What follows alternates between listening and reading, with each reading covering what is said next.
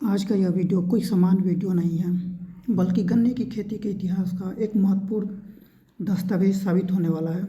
अगर आप एक गंभीर किसान हैं और खेती को एक काम नहीं बल्कि एक व्यवसाय मानते हैं, तो अगले कुछ मिनट आपकी सोच और आपकी खेती दोनों को ही हमेशा के लिए बदल देगा। हमारे देश के किसान मेहनत में कोई कसर नहीं छोड़ते। तपती धूप में पानी लगाते हैं, दवा डालते हैं, पर जब फसल पककर तैयार होती है तो परिणाम वह नहीं मिलता। आखिर क्यों? एक ही गांव के एक ही मिट्टी में एक किसान 300 क्विंटल पर अटक जाता है, जबकि उसी गांव के दूसरा किसान उसी मौसम में उसी मिट्टी पर 800 से 1000 क्विंटल गन्ना निकाल लेता है।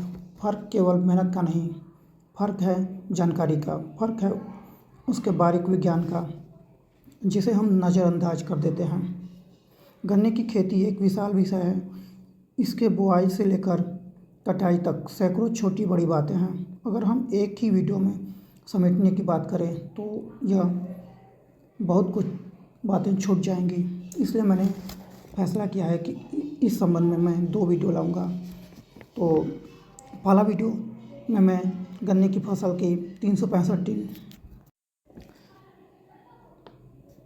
गन्ना एक पूरे 365 दिन के में खड़ा रहता है। अगर शुरुआत अच्छी हुई तो अंत भी अच्छा होगा। सफलता का पहला मंत्र, मिट्टी की तैयारी। गेहूं और सरसों कटने के तुरंत बाद खेत में आग लगा देते हैं और रोटावेटर चला देते हैं। यह तरीका आपके आने वाली फसल के लिए जहर के समान कार्य करता है। जब आप खेत में रोटावेटर चलाते हैं तो आपके खेत में एक बहुत ही सख्त परत बन जाती है।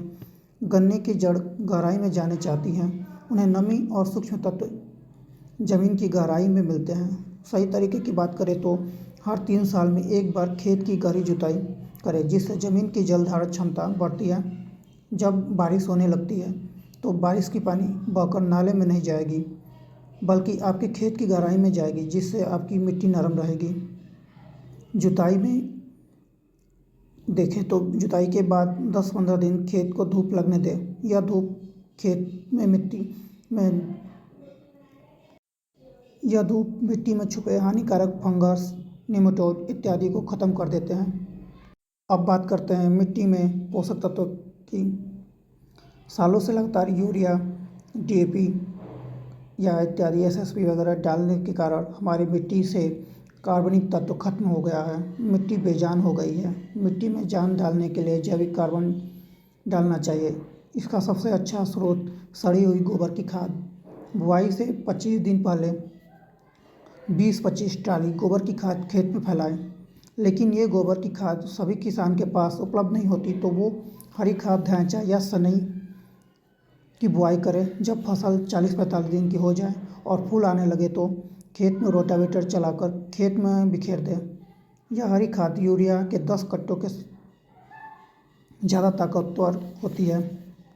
अब हम बीज के चयन पर बात करें तो पिछले कुछ सालों में 0238 वैरायटी ने गन्ने के किसान को मालामाल किया है। यह एक अद्भुत किस्म की वैरायटी थी, लेकिन प्रकृति का नियम है, जो ज़्यादा प्रसिद्ध होता है उसमें रोग ज़्यादा लगता है। इसमें लाल सड़न रोग की समस्या मिल रही है। यह गन्ने का कैंसर का है। यह एक प्रकार का गन्ने का कैंसर है।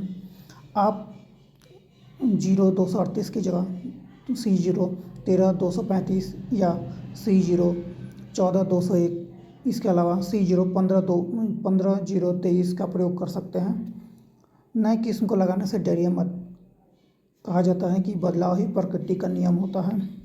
बीजोपचार की बात करें तो किसान भाइयों, एक नवजात बच्चे को स्वस्थ रखने के लिए जन्म के समय टीका लगाते हैं, उसी प्रकार गन्ने का बीजोपचार कराएं।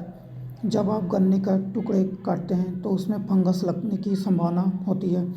इन्हीं संभावना को कम करने के लिए बीजोपचार करते हैं। बीजोपचार का सही तरीका में खेत पर ही एक ड्रम में 100 लीटर पानी मिलाएं और उसमें 100 ग्राम कार्बेंडाजिम प्लस 50 कार्बेंडाजिम 50 WP वाला प्लस 200 ml इमिडाक्लोरोप्रिड या क्लोरोपाइरीफास मिलाएं। इस घोल में गन्ने के टुकड़ों को दार कट्टे में भरकर 10-15 मिनट के लिए डुबोएं। यह 15 मिनट की मेहनत आपकी फसल को 4 महीने के लिए सुरक्षित रखेगी। इस उपचार से गन्ने की फंगस या मिट्टी में फंगस मर जाएंगे या दीमक नहीं लगेगी। अब बारी है बुआई की। फसल तक आपको बेहतर तरीके बताएंगे। बुआई की सबसे अच्छी विधि है जी विधि। इसमें हम 2 लाइनों के बीच की दूरी को बढ़ाकर सब 4 फीट कर देते हैं। जी हाँ, 4 फीट।